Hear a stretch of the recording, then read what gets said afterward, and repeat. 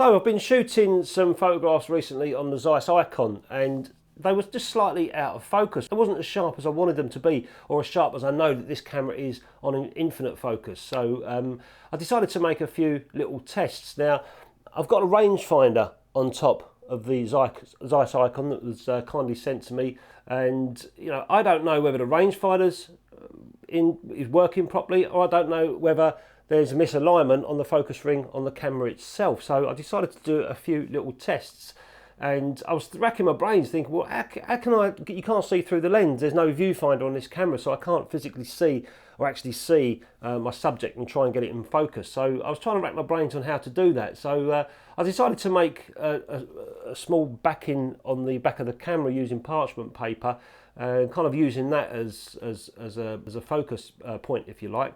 So this is the rangefinder itself. It's just a small, tiny rangefinder that you can get these on eBay and online and stuff like that. As I said, this one, excuse me, this one was kindly sent to me by an Instagrammer and a subscriber as well. So, and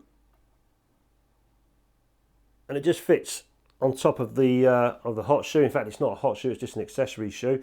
But so basically, you'll look through here, and I'll show you what I can see. I can just focus in through there. You can see it there. So when you look through that viewfinder, you'll see kind of like a double image of your subject. Now I've chosen that bottle of champagne behind me, or in front of me rather, because it's got nice big writing on it and it's easy to see. And as I'm just turning the dial, I'm just going to get those two images there to match. Now it should be about right. I'll only really tell when I put my eye to there, but roughly speaking, that's a pretty good match just there. So if we come back and look at what it says, and it's just under 0.9 of a meter. The focus ring itself starts at 1.2 meters. So, and I wasn't sure how close I could get by just pulling the focus ring even closer. So what I'm going to do now is just use a meter ruler. So we said just under 0.9. So if I measure from the box, put my glasses on. In fact, these are my wife's glasses. I can't find mine. Never mind. So that rangefinder, it's given me just between 85 and 87 centimeters, which is just under 90 centimeters, or 0.9 is what that said. So that pretty much should be right. But how do I know that my focusing ring on the camera is not out at all? So I need to make sure that that's also going to work true as well. So I'll just show you what I did. So if we open the camera up, I put some parchment paper, basically tracing paper, in the back, and I used two spools to tighten it up, like so. And because I can't see through the lens here, this is just a guide, it's not a through the lens viewfinder. So the only way I can see through the lens is by doing this. And if I turn the light on and open the shutter, I've got a shutter release cable on here at the moment, so it's and I've got the aperture set to wide open. I can now see the image coming through the lens onto the back plate here. But when the actual film's on and the back's sitting there, it could go forward a millimetre or so. So I'm going to close the back now and have a look. Just close the back of the camera and push that parchment paper like the film possibly would be.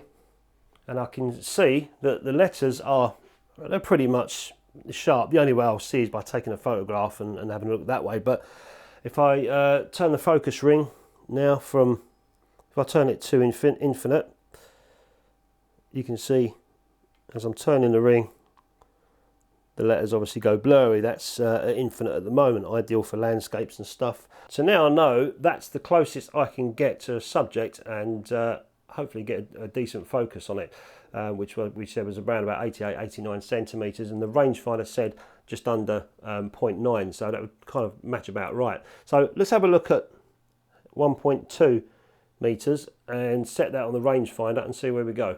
So the first thing I'll do is just set this to 1.2, and that's exactly the same as the focusing ring on the camera itself.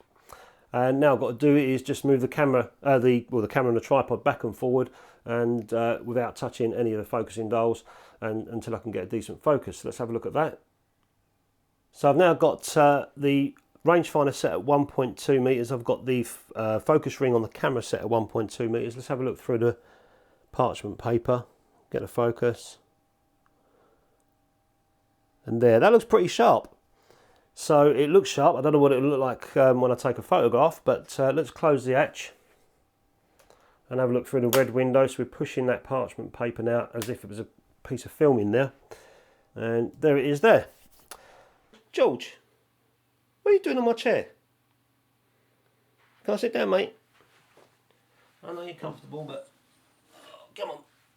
So after doing a few tests indoors with the Zeiss on the focusing, I've loaded the camera with a roll of Shanghai film that I had lying around, and went out in the garden and shot it off and did some various tests. You can see these are the negatives here. Now they're quite crude the way I've scanned them. They're not, I put them onto my, I haven't got a negative scanner, so I'll just put them on my flatbed scanner with an LED light and a piece of white foam board on top. But it's the best I can do when I'm scanning, but it gives me a rough idea. This is my crappy mountain bike, so if we look at this one here, for example, now this is where I used the closest focus. So I used the meter ruler and I measured around kind of 85, 86, 87 centimeters onto the cogs there. And as I'm zooming in there, these are going to lose resolution as I'm zooming in, but if I printed these, I know they'd be a lot sharper. Yeah, and you can see it's pretty sharp there. There's the brake part, the cog and all that stuff. Yeah, quite happy with that. And then I come back here and I did this one at 1.2 meters, and I used the rangefinder at 1.2, the focus ring at 1.2, and again that's quite sharp as well. If I printed these, they'd be a lot sharper, I know that. This is quite a crude way of scanning negs.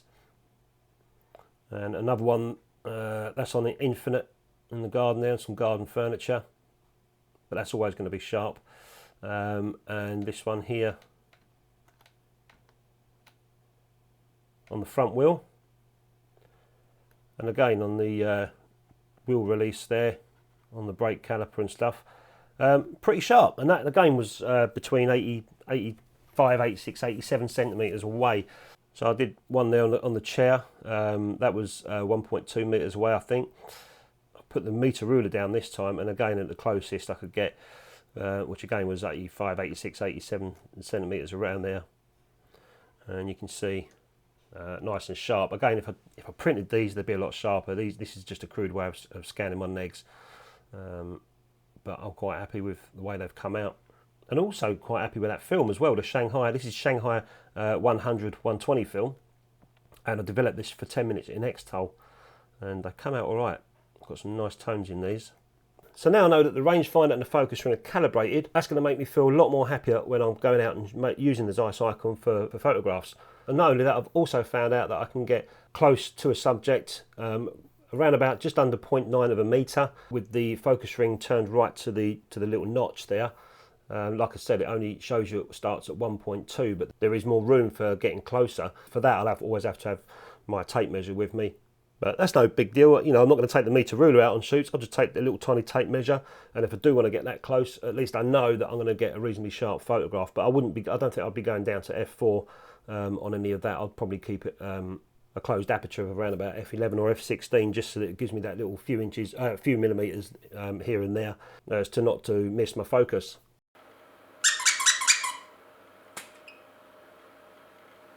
So anyway, guys, hope that helps people out with the Zeiss Ikon focusing. Something I've never done before, and I've learned from it. Hope you have too. And if you've got a Zeiss Ikon or you're thinking about getting one, they're a fantastic little camera, relatively cheap online to buy. Anyway, guys, thanks very much. I'll catch you later.